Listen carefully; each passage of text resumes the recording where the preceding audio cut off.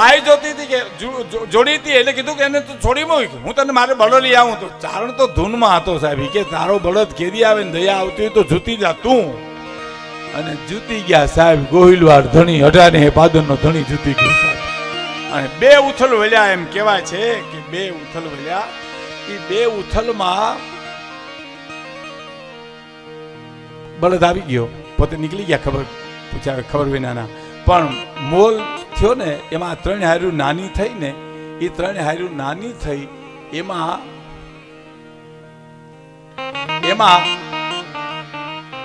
ચારણે આવીને કીધું, બોલો કોક માણસ ખબર નહીં કોણ હતું, એને તો આખું આપણું વાવેતર બગાડી નાખ્યું.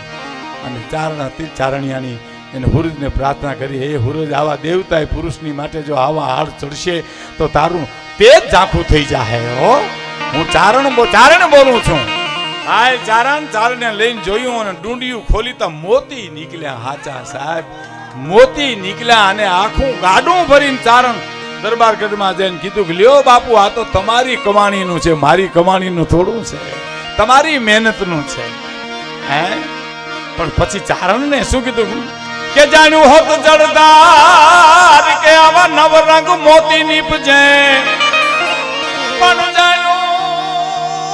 જાણ્યું હોત જળદાર રે, જાણ્યું હોત જળદાર કે આવા નવરંગ મોતી નીપજે તો અમરાવત દીવાર હવે દી બધો દે પાળ દે તો હું તને છોડત નહીં, હું આખું ખેતર વવરાવત.